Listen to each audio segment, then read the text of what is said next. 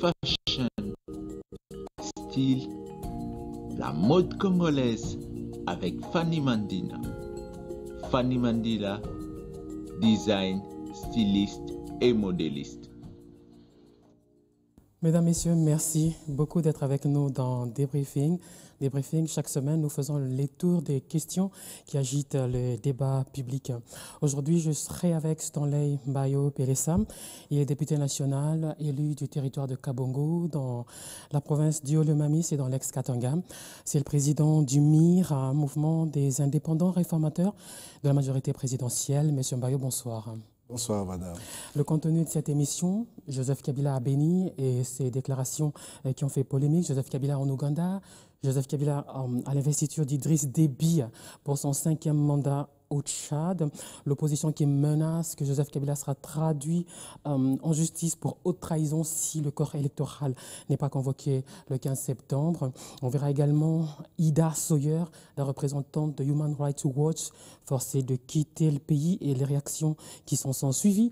Point de vue communication, la majorité présidentielle qui en est restée à réagir au message de l'opposition. Réflexion par l'absurde. Et si la majorité présidentielle a présenté un autre candidat, quel sera le programme? Première question. Joseph Kabila n'est-il pas allé trop loin en s'exprimant en anglais lors de cette conférence de presse conjointe avec Museveni? J'ai suivi Museveni s'exprimer en Swahili aussi face à nos journalistes. Alors, comment est-ce qu'on peut indexer seulement notre chef de l'État et ne pas indexer l'autre? Il communiquait pour la population ougandaise et il a parlé avant. Dans la diplomatie, on demandait au président de parler dans la langue nationale de son pays, mais on a vu aujourd'hui même le président français et tenir des conférences de presse en anglais pour l'auditoire déterminé qui est anglophone. Je ne pense pas qu'il y ait beaucoup de soucis de ce point de vue-là. Les stéréotypes, c'est quoi? Le gros de la conférence de presse se déroule dans la langue officielle. Et c'est quelques questions seulement auxquelles il répond dans une langue étrangère. Oui, il était avec ces journalistes-là, ils ont été pris dans une conférence de presse et ils devaient s'exprimer directement. Peut-être que les traducteurs ne seraient pas à la hauteur de la traduction, mais j'ai constaté, j'ai vu le président français s'exprimer dans une autre langue que la langue française, s'exprimer en anglais devant l'auditoire anglophone. Et il a parlé des élections après l'enrôlement des électeurs, tollé général. Oui, il a repris ce que la commission électorale indépendante a communiqué par ici. Le président de la commission électorale indépendante avait parlé de 16 mois pour la révision du fichier électoral. Et c'est à l'issue de ces 16 mois qu'il mettra en place un calendrier. Alors, quand on pose la question au chef de l'État à l'extérieur, il reprend exactement ce que la CENI, la Commission électorale indépendante, a communiqué, parce qu'il ne pouvait pas en être autrement. Selon vous, pourquoi a-t-il parlé du renouvellement de la classe politique? Bon, parce qu'il y a élections. Les élections sont là pour renouveler la classe politique. Et puis ces élections que nous aurons, les élections qui sont en vue, vous savez, ce seront les élections qui aura beaucoup d'enjeux parce que nous serons là, nous, avec tous les vieux Étienne, Kizenga, les gens du XXe siècle, et nous aurons les enfants du XXIe siècle qui seront aussi électeurs, c'est qu'on va renouveler déjà la classe politique. Ils seront électeurs et ils seront aussi éligibles. Nous aurons peut-être des députés qui seront élus, mais nés en 2000 par exemple. Alors c'est un renouvellement pratiquement qui profile à l'horizon. N'est-il pas plutôt désespéré de la classe politique? Le président de la République? Toute tendance confondue. Non, pas désespéré. C'est dans ce sens-là, je crois que vous l'avez suivi aussi à Kananga. Il a encouragé les jeunes le nouveau majeur de s'enrôler pour être à la fois électeur et candidat. Donc on va renouveler, parce que jusque-là, toutes les élections, nous étions tous du XXe siècle et tout, mais il y a un renouvellement qui profile à l'horizon. Les nouveaux majeurs, ils seront électeurs et éligibles. Il était en N'Djamena pour l'investiture d'Idriss Déby pour son 5e mandat. Une quinzaine de chefs d'État étaient présents également. C'est un signal. Et envoyé à qui? Bon, disons, quand il y a investiture d'un chef de l'État, quelque part, il invite ses homologues selon leur agenda, il disponibilise. Ils se rendent disponibles et puis bon, c'était normal. Vous avez vu quand nous étions agressés, la guerre du RCD, le Tchad avait envoyé ses troupes ici. Donc nous avons de vieilles relations, nous, République démocratique du Congo, les vieilles relations d'amitié avec le Tchad. À l'époque, quand ils avaient aussi des problèmes, nous avions nos par commando qu'on avait envoyés au Tchad. Donc c'est un pays ami. Et il a eu l'invitation comme ses pairs et il est parti. Ce n'est que normal. Normal, il n'était pas gêné, ou vous, par l'atmosphère dans laquelle s'est déroulée cette investiture, une ville morte, des manifestations anti-Déby? Et ça ne manque pas. Bref, une vive tension. Oui, partout au monde presque. Ça arrive. Vous avez vu quand Bush est passé face à Al Gore aux États-Unis, et il y avait des manifestations ça et là, il y a des gens qui n'étaient pas contents. Vous avez vu, même à l'investiture présentement d'Hillary Clinton, dans la salle, il y a eu les gens de Sanders qui se sont manifestés. Bon, c'est ça même l'expression de la démocratie. Ce n'est pas dire que ça doit être gênant, vous devez aller à l'investiture d'un président qui fait l'unanimité. Il y a toujours des franges, une petite fraction de la population, et des casseurs, vous voyez ça même en France, partout, mais cela ne peut pas empêcher la machine de tourner. L'opposition menace que Joseph Kabila sera poursuivi en justice pour haute trahison si le corps électoral n'est pas convoqué le 19 septembre, le 15 septembre.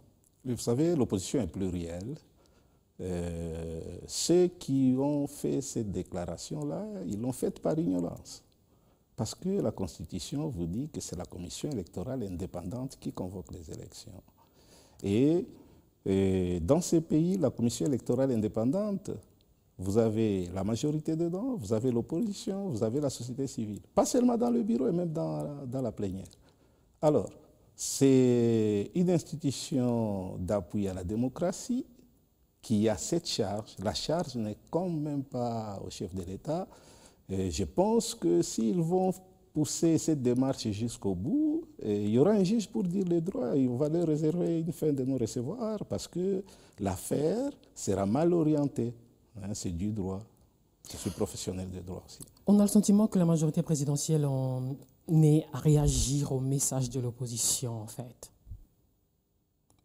Quand l'opposition programme un meeting, c'est à la suite de ça que la majorité le fait également.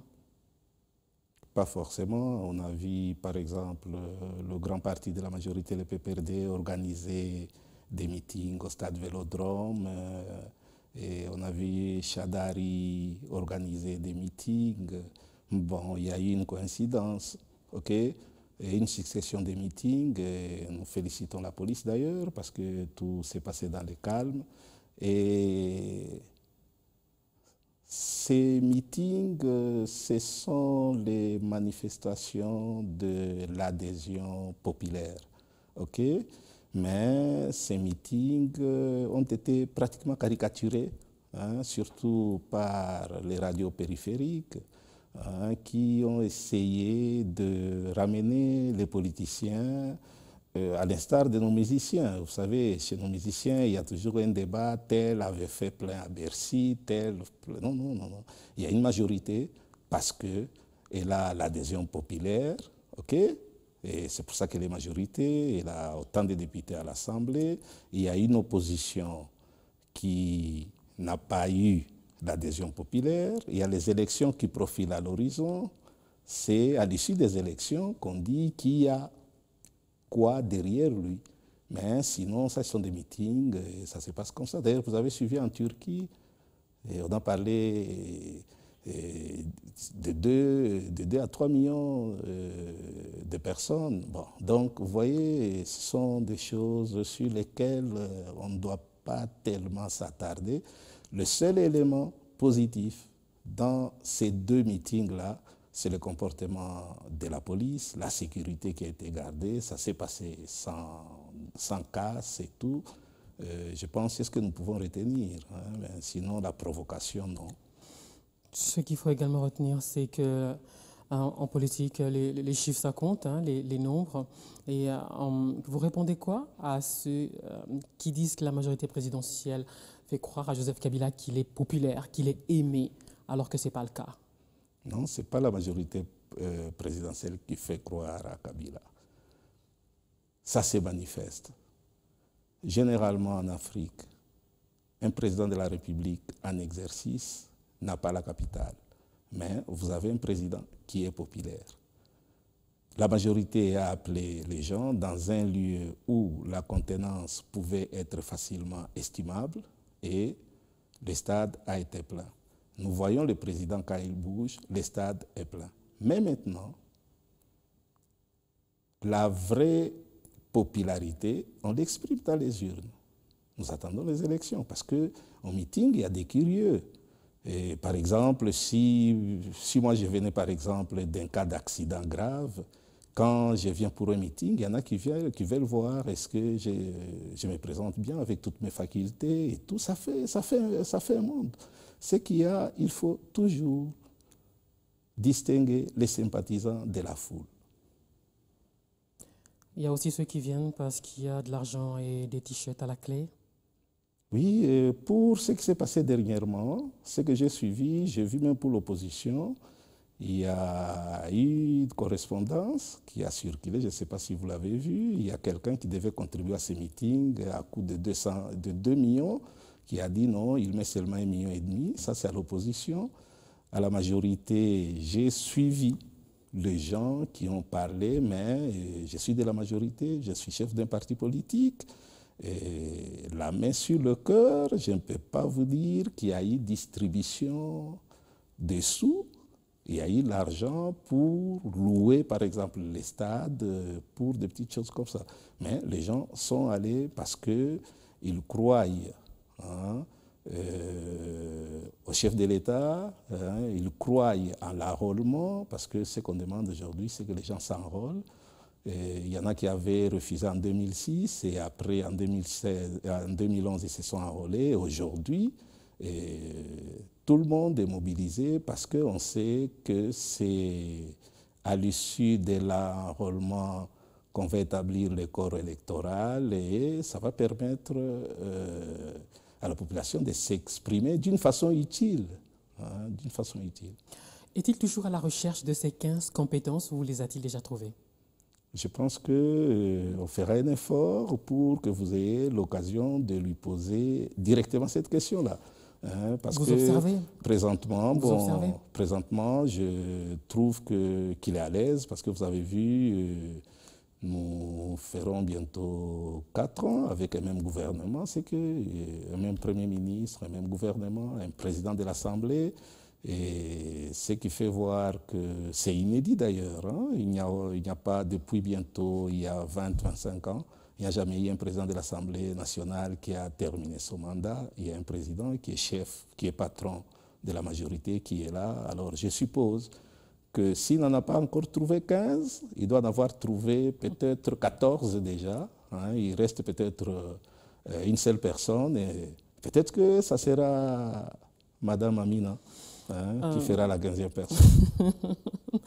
Je ne suis pas demandeur. Okay. Question de gouvernance. 2 tiers de Kinshasa sont privés de courant depuis plusieurs semaines. Oui. Je ne fais pas l'avocat de la SNEL, mais à tout le moins, vous savez que l'énergie que nous avons ici, contrairement à d'autres pays qui ont l'énergie thermique, l'énergie nucléaire, nous avons un barrage hydroélectrique Et pendant la saison sèche, la notion de l'étiage et tout, et ça fait que nous avons des petites perturbations. D'ailleurs, le chef de l'État, il n'y a pas longtemps qu'il était à New York pour signer COP21. Et les changements climatiques, c'est une réalité et ça perturbe beaucoup de choses. Et nous-mêmes, nous devrions, pendant que nous sommes en train de penser à INGA 3, essayer aussi d'hésiter d'autres alternatives, parce que ça pourra nous rattraper, et sait-on jamais. Quelles alternatives? Bon, on peut penser aussi à l'énergie solaire dans des milieux ruraux, et comme on vient de le faire d'ailleurs à Kananga, parce qu'avec le changement climatique, qui pouvait s'imaginer que le lac Tchad allait sécher à ce point-là? Nous ne savons pas. Et peut-être qu'avec le fleuve aussi, nous aurons une baisse d'eau. Si nous concentrons toute notre énergie dans Inga, peut-être que nous serons surpris, peut-être pas, mais on doit toujours gouverner, c'est prévoir, c'est prévenir, on doit y réfléchir. Donc, c'est la saison sèche. Il faut compter aussi avec la baisse d'eau. Il y a du courant électrique à Kabongo, votre fief? Non, Kabongo, c'est un territoire. Aujourd'hui, nous nous battons pour la décentralisation. Quand vous prenez la résolution 2298 des Nations Unies, quand vous prenez l'accord cadre d'Addis Abeba, on insiste sur la décentralisation. Aujourd'hui, c'est très difficile de financer ces entités-là qui n'ont jamais connu de cycle électoral.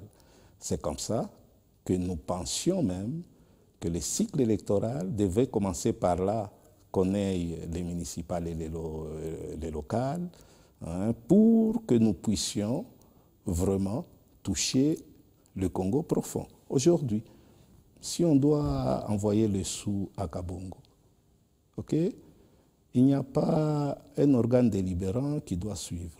Ça pose beaucoup de problèmes. Bon, on envoie quand même, il y a l'argent. Mais pour répondre à ta question,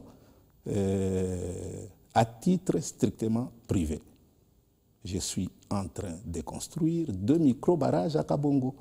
Il y a un micro-barrage à Kabongo territoire, un micro-barrage à Kitenge, qui est mon fief, mon village, et bon, vous m'avez amené à en parler.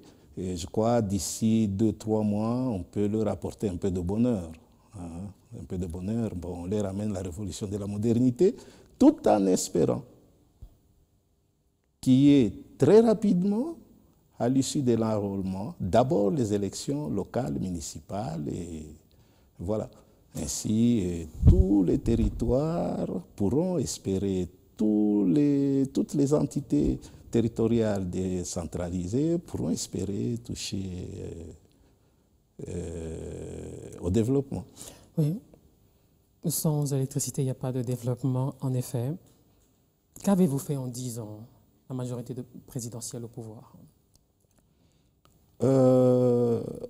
Si on doit remonter, dans ces pays, nous avions 2-3 zones monétaires. Ok? Aujourd'hui, vous avez une monnaie que vous utilisez partout. Ok, ça c'est une chose. Bon. Quand vous prenez là où le président Joseph Kabila a pris les pays étaient déchirés. En 2001. Oui, les pays étaient déchirés. Nous avons quand même ramené la paix, quand bien même aujourd'hui il y a des poches d'insécurité à l'Est. Et l'accord cadre d'Addis Abeba le dit, toutes les résolutions, même la 2277, s'attardent sur la sécurité à l'Est, l'insécurité à l'Est. C'est comme ça que la résolution chute en demandant le dialogue pour qu'on puisse planifier, aplanir les voies et trouver de bonnes solutions. Donc nous avons ramené la paix, la stabilité économique, une économie qui est classée aujourd'hui, malgré la crise des matières premières qui frappe le monde entier. Et sur le plan de la révolution de modernité, je crois que vous voyez les efforts avec le peu de moyens pour essayer de relier les provinces. Et Vous allez me dire, peut-être, bon, la route qui quitte, avant aussi, il y avait du goudron, mais vous prenez les ponts Pozo, il y a les efforts qui sont fournis, qui sont tout à fait remarquables. Au fait, il n'y a pas une autosatisfaction de ce que nous avons fait. Nous disons, nous avons beaucoup fait et beaucoup reste aussi à faire parce que c'est un pays carrément à reconstruire sans infrastructure qu'on l'a trouvé. Et il y a les efforts qui sont fournis et selon qu'on se retrouve de part et d'autre, il y en a qui voient qu'il y a eu des efforts, il y en a aussi qui vous disent non, beaucoup reste à faire et je pense que nous devrions être optimistes et espérer. Il faut reconnaître que la vie est difficile pour la majorité des Congolais, n'est-ce pas? Oui, c'est presque mondial aujourd'hui. Hein. La crise financière, vous avez vu, en Grande-Bretagne, il y a eu Brexit et ils vous disent qu'ils ont préféré quitter l'Union européenne parce qu'avant ça, ils avaient un niveau de vie acceptable. Okay? Ça, ce sont les pays développés et ainsi de suite. Mais quand vous descendez en Afrique, vous voyez en Angola, je crois que vous avez suivi l'affaire de Lufu, et l'Angola, la crise est tellement dure qu'il y a même, j'ai suivi, il y a même la monnaie chinoise qui est à cours normal là-bas et tout et tout. Donc c'est une situation généralisée. Et nous ne disons pas que la majorité des Congolais, non, nous avons des familles nous-mêmes. Okay? C'est très dur, mais les efforts sont là. On ne doit pas les méconnaître. Et quand un rapport du FMI sorti l'année dernière dit que 87% de Congolais vivent avec moins d'$1 par jour. Je crois que le rapport de FMI, le FMI c'est une institution qui est respectable, ça c'est de un. De deux, nous ne sommes plus en programme avec le FMI depuis il y a beaucoup de temps. Alors, nous espérons qu'ils sont tombés sur de bons éléments. Moi, je n'ai pas un institut de sondage pour contredire ces éléments-là. 87%, je pense que, bon, 87%, je pense que ça peut être peut-être exagéré. Mais qu'à cela ne tienne, nous leur concédons ça parce que c'est une institution respectable qui est ici. Et le gouvernement qui gère la République au quotidien, c'est le gouvernement qui devrait peut-être refuter ou acquiescer. Moi, je suis à l'Assemblée, je suis un député, hein, je ne gère pas au quotidien, mais c'est un devoir que vous nous donnez, si possible, à la rentrée. Je peux organiser une question orale avec débat pour éclairer nos auditeurs hein, à ces propos. On entendra ça. Réflexion par l'absurde, hein. Et si la majorité présidentielle présente un autre candidat demain, quel programme de ce qui n'a pas encore été fait? Si la majorité présidentielle présentait un autre candidat que Joseph Kabila, bon, en tout cas, à ce jour, je dois encore être sincère avec vous, c'est hors de question. Nous n'avons pas un dauphin. OK? Et nous y allons. La Constitution elle-même donne des ouvertures et nous allons en discuter au dialogue. OK? Et un programme, nous avons celui de la révolution de la modernité qui est en train d'être réalisé. Et le chef de l'État, quand il a été à Kananga, on a promis Katende. Donc aujourd'hui, le programme que nous avons, il nous semble déjà très élogieux. OK, nous le poursuivons. Le moment venu peut-être qu'il y aura autre chose, mais aujourd'hui, dauphin, un autre candidat, c'est hors de question. Ce qui nous intéresse aujourd'hui, c'est le dialogue pour trouver un compromis politique susceptible de nous permettre de nous relancer dans le cycle électoral avec beaucoup plus de sérénité qu'avant. Pour des élections qui auront lieu quand? Pour les élections qui auront lieu après la révision du fichier électoral. Corneille Nangaa, le président de la commission électorale, a parlé de 2019, c'est ça? Nangaa a dit qu'il terminait la révision du fichier électoral au plus tard en septembre 2017, c'est alors et alors seulement qu'il devra envisager avec beaucoup plus de sérénité la mise en place d'un calendrier électoral. Alors, c'est là la pomme de discorde, c'est le casus belli avec l'opposition. Je vais revenir sur vos propos au lendemain du conclave de Jean-Val. Vous disiez dans le journal Le Soft que l'AMP devrait se rendre à l'évidence qu'elle a un interlocuteur du côté de l'opposition.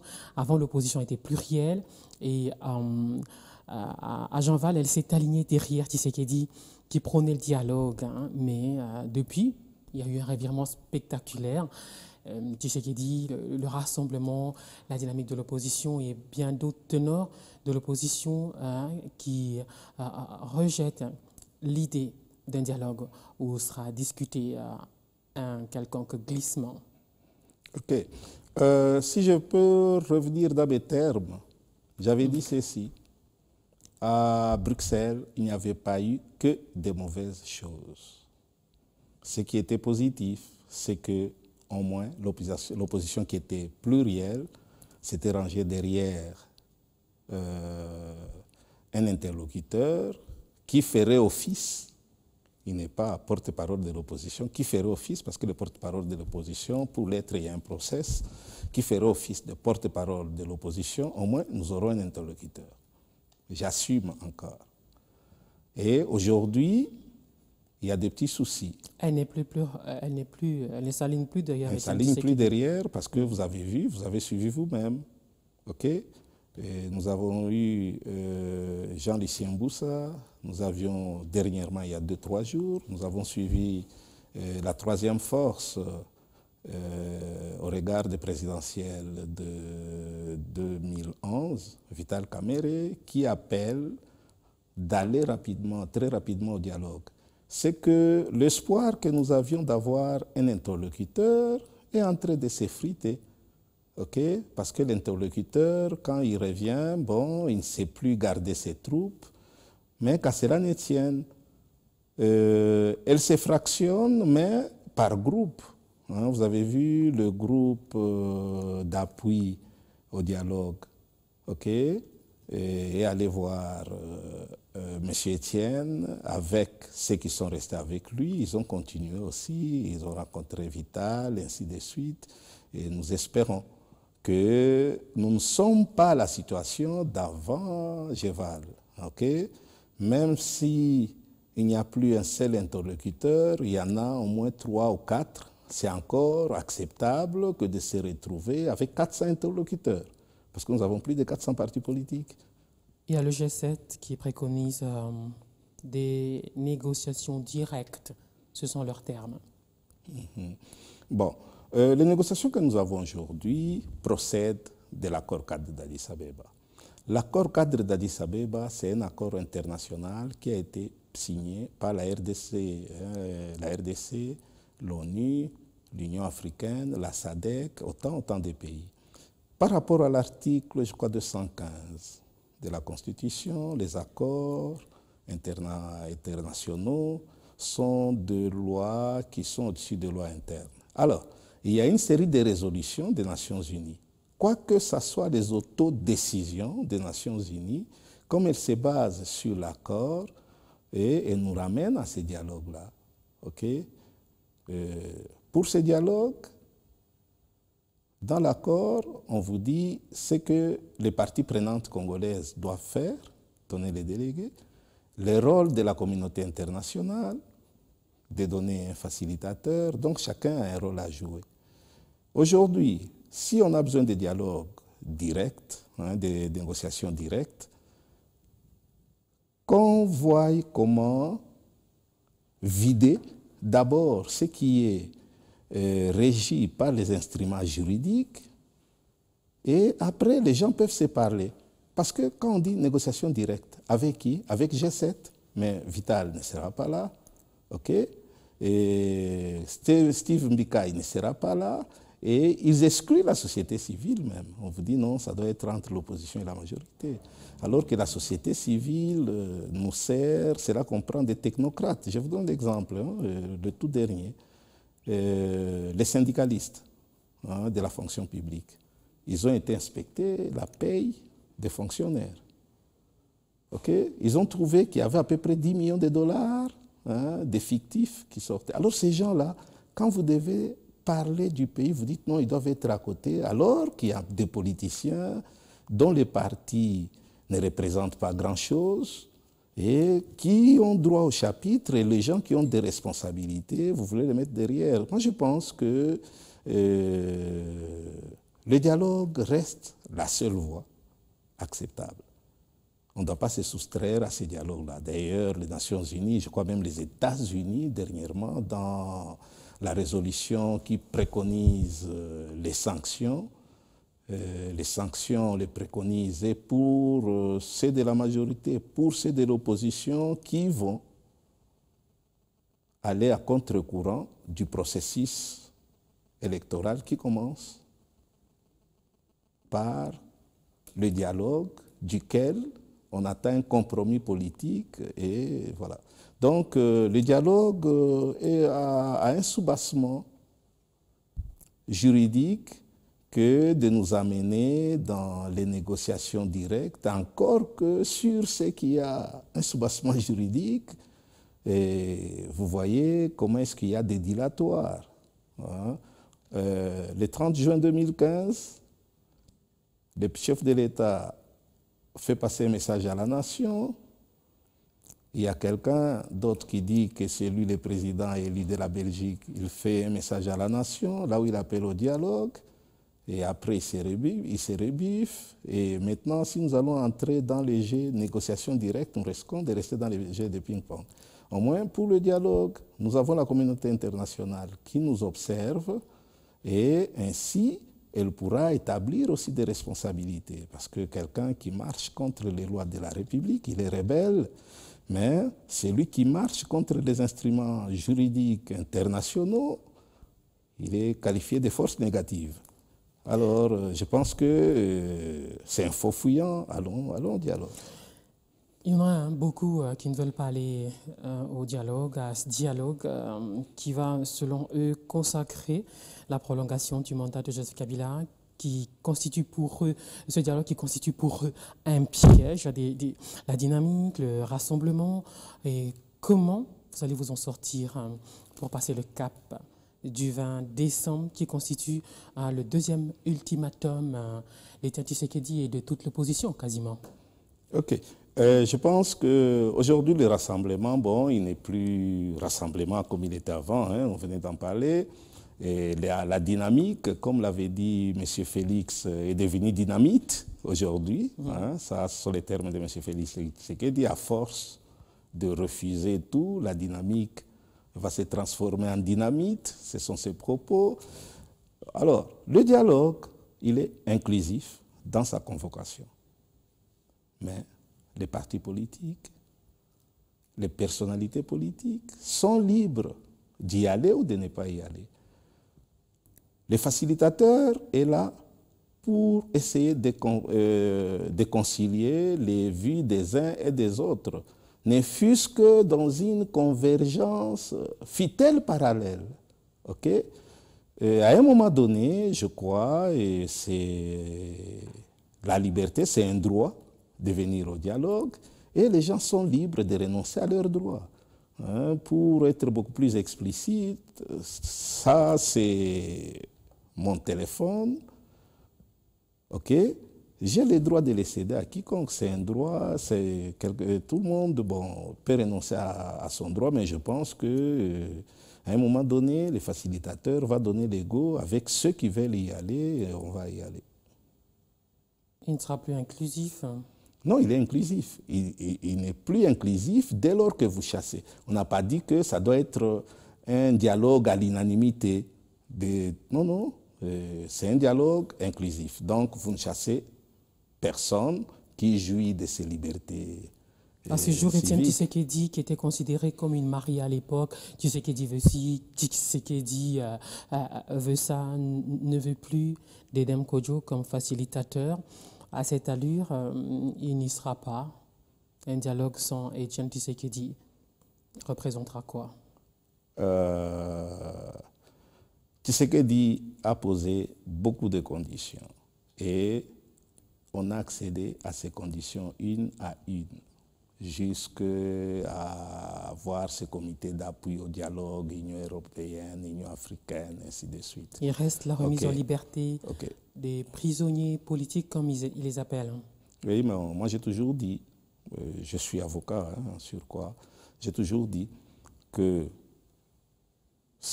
les prisonniers que nous avons, ce sont les prisonniers de droit commun. Si on estime qu'il y en a qui seront très utiles au dialogue, la procédure est connue.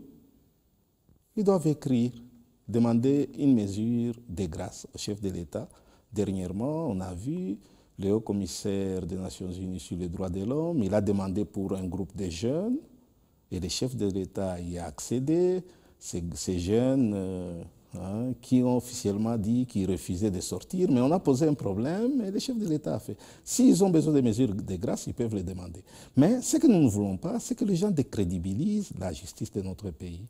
Aujourd'hui, il n'y a personne, et alors personne, même pas les M23, parce qu'ils viendront au dialogue. Et la résolution, disons, dans les résolutions subséquentes des Nations Unies, ils sont invités, dans l'accord cadre, ils sont invités. Mais vous n'avez pas suivi un seul instant les M23 vous dire, bon, nous ne viendrons pas au dialogue si Bosco Taganda n'est pas libéré. OK? Il est à la CPI. Donc, on comprend qu'il est privé de ses droits physiques et civiques. Vous n'avez pas suivi les MLC vous dire, non, si Jean-Pierre n'est pas libéré, on ne vient pas au dialogue. Non. Et ils savent faire la part des choses. Alors, pourquoi est-ce qu'on décrédibilise, on cherche à décrédibiliser la justice congolaise et on pense que la République va commencer par soi? C'est curieux. Les conditions, on va les poser, c'est vrai, on va accéder aux conditions dans la mesure où la loi les permet, et peut-être qu'il y en a qui cherchent les chichis, qui n'ont pas l'intention, qui n'ont rien à apporter au dialogue, et bon, on va y aller avec ceux qui ont quelque chose à apporter, et puis bon, on va en sortir. Mais si, par exemple, Eden Kodjo, de lui-même, parce qu'il dépend de l'OIA, et de l'Union africaine plutôt. Alors, si lui jetait l'éponge, par exemple, s'il va se rendre compte que finalement au Congo, c'est un dialogue des sourds, il n'a pas un rôle à jouer là-dessus, nous allons nous référer à la communauté internationale. Peut-être que la communauté internationale nous dise, mais écoutez, messieurs les Congolais, nous sommes navrés, réglez vos oignons à votre niveau et on trouvera des solutions. Alors, vous avez évoqué la grâce présidentielle. On sait tous que les prisonniers politiques auxquels fait allusion l'opposition sont, entre autres, Etienne Diomi Diogala, lui condamné pour viol sur mineur. On va également peut-être évoquer la dynastie Katumbi, KTB. Les condamnations par contumace, c'est héréditaire chez eux. Moïse Katumbi condamné dernièrement, et alors que son frère Katebe Katoto a été condamné dans les années 90 pour meurtre sur un sujet grec. Ça veut dire qu'il faut une grâce présidentielle pour ces gens-là, ou qu'ils pourront être pardonnés au dialogue. Okay. Je dis ceci. Quand ils viennent au dialogue, on efface tout, on passe l'éponge. J'ai dit ceci. Les prisonniers que nous avons sont les prisonniers de droit commun. Là, vous avez parlé des jeunes Diomi Dongala. C'est un cas de viol. Vous avez pas seulement la loi congolaise, vous avez même les instruments juridiques internationaux qui font que ces crimes-là ne peuvent pas bénéficier d'une grâce présidentielle quelconque. Et puis, en droit congolais, vous savez, on a renforcé même la définition du viol. Avant, en droit congolais, les viols, c'était quand on avait une conjonction. Il faut d'abord qu'il y ait même conjonction des sexes, donc des rapports sexuels et non consentants ou avec un mineur. Alors, aujourd'hui, le viol, c'est défini comme le fait d'introduire n'importe quelle partie du corps de l'homme dans n'importe quel orifice de la fille sans son consentement ou même si la fille est mineure, son consentement n'est pas valable. Donc même quand vous avez mis le doigt sans consentement dans l'oreille, c'est le viol. Donc c'est une infraction qu'on a renforcée parce que ici chez nous, on a utilisé le viol comme arme de guerre. Même en Occident, aujourd'hui, il y a les viols avec meurtre. C'est comme ça qu'on a renforcé. Alors, Eugène, ce n'est pas un prisonnier politique. Hein, il est prisonnier de droit commun. Bon. Même la grâce présidentielle ne peut pas le sauver, on a compris ça. Crime de guerre, viol, il y a une série d'infractions qui sont exclues. Prenons le cas, la famille Katebe. Oui. Il faut rappeler peut-être que Katebe Katoto avait tenté de revenir au pays par le dialogue intercongolais en s'alliant au RCD Goma d'Azarias Roubirois, mais ça n'avait pas marché. Oui. Peut-être qu'il peut revenir par ce dialogue. Oui, ce que je voulais dire pour Katebe Katoto. Dimitri s'est fait son beau-frère. Il était avec la sœur de Dimitri comme épouse à la maison. Et son beau-frère avait pris une dette, parce que j'étais à Lubumbashi, c'était un procès, et il y avait les avocats qui venaient de Kinshasa, c'était un grand procès à Lubumbashi. Et le type avait pris juste $3,000 de son beau-frère qu'il lui avait prêté. Il était dans l'impossibilité de rembourser cette dette-là, et le type avait tiré sur lui et il avait été condamné. C'est à l'époque du maréchal, d'ailleurs. C'était avant l'avènement de Laurent Désiré Kabila, moins encore de Kabila. Alors, vous comprenez que la République démocratique du Congo reste la République démocratique du Congo. Une décision judiciaire demeure une décision judiciaire. Vous ne pouvez pas discréditer la justice à cause d'un dialogue qui n'est que politique. Une décision, la démocratie, c'est d'abord la séparation des pouvoirs. Même pas pour des raisons de cohésion nationale. Non, mais écoutez, il y a une décision de justice. Donc, la démocratie, c'est d'abord la séparation des pouvoirs, ok? Et il y a le pouvoir judiciaire, il y a le pouvoir législatif, il y a le pouvoir exécutif. On ne peut pas amalgamer. Si à l'impossible, les autres vont estimer que Katebe Katoto, Katumbi doivent absolument participer au dialogue. Que de dire non, il faut mettre la croix sur les décisions judiciaires. Ils peuvent demander que ces dialogues se tiennent dans un lieu où leur sécurité ne sera pas à craindre. On a fait le dialogue intercongolais à Sun City, entre autres pour ça. On peut le faire au Congo-Brazzaville. Moïse Katumbi a en surcroît, il a la nationalité zambienne. On peut faire ça en Zambie, c'est à côté, et là, sa sécurité sera garantie. Et si on estime que c'est très nécessaire, mais à tout le moins, ce sont les repris de justice. Leur place est en prison et non pas à la cité. D'accord. On a terminé. Alors, vous êtes attendu aux États-Unis, au Congrès des démocrates. Vous y allez dans 2-3 jours. Vous allez y faire quoi? Bon, ici chez nous, quand on dit quelqu'un va au Congrès, ça prend une autre connotation. Ce sont les élus. Alors, je vais essayer, j'ai une invitation, je vais rencontrer les élus pour discuter avec eux sur le cas de notre pays. Parce que vous savez, ici chez nous,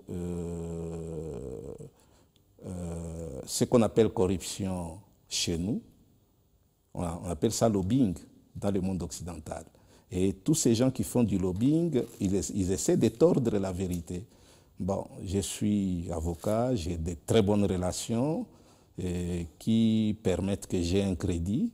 Je vais communiquer avec eux, avoir une discussion pour leur donner le message que la République démocratique du Congo tourne normalement bien, et malgré les petites difficultés. Et je crois que dès là, je ferai un reporting. Et je ferai un reporting, mais sinon c'est ça. Ça tourne bien, même si la représentante de Human Rights Watch ici a été forcée de quitter le pays, Ida Sawyer. Pour vous, ça veut dire quoi en 2-3 mots? Ok. Son organisme a le droit de siège en RD Congo, mais son visa est expiré. C'est souverainement qu'un pays peut accepter, c'est une notion de droit international privé, peut accepter ou ne pas accepter d'accorder un visa à quelqu'un. C'est comme ça que même les ambassadeurs, quand on les nomme, ils présentent les lettres de créance préfigurées auprès des ministres des Affaires étrangères qui traitent des dossiers. Il peut même refuser. Nous-mêmes, on a envoyé, je crois dans l'histoire de notre pays, nous avons déjà envoyé 2 ambassadeurs en Belgique qui ont été refusés. Donc c'est un cas tout à fait normal. À l'époque des musées et même maintenant avec le président Joseph Kabila, nous avons eu ça avec la Belgique. Donc c'est une situation tout à fait normale. Son organisme peut envoyer quelqu'un d'autre que notre immigration va agréer, parce qu'on n'a pas dit qu'on retire les droits de siège à son organisme. Non, nous acceptons. Peut-être que l'individu a des petits problèmes d'immigration ou des petits problèmes de comportement. Et à la fin, on ne l'a pas chassé. Quand il avait les visas, c'est à la fin, à l'expiration du visa, qu'on n'a pas renouvelé. C'est une décision souveraine d'un État. Et c'est ça, la vie internationale des pays. Nous sommes souverains. On a compris. Maître Stanley Mbayo Pelessa, merci d'être passé dans le débriefing. Député national du territoire de Kabongo. Kabongo, c'est dans la province du Olomami. Nous sommes là dans le Grand Katanga. Il est président du MIR, le mouvement des indépendants réformateurs, un parti de la majorité présidentielle. Merci à vous de nous avoir suivis de partout dans le monde. On se retrouve demain, 7h15 pour la rediffusion et la semaine prochaine pour un autre débriefing. Fashion, style, la mode congolaise avec Fanny Mandina. Fanny Mandila, design, styliste et modéliste.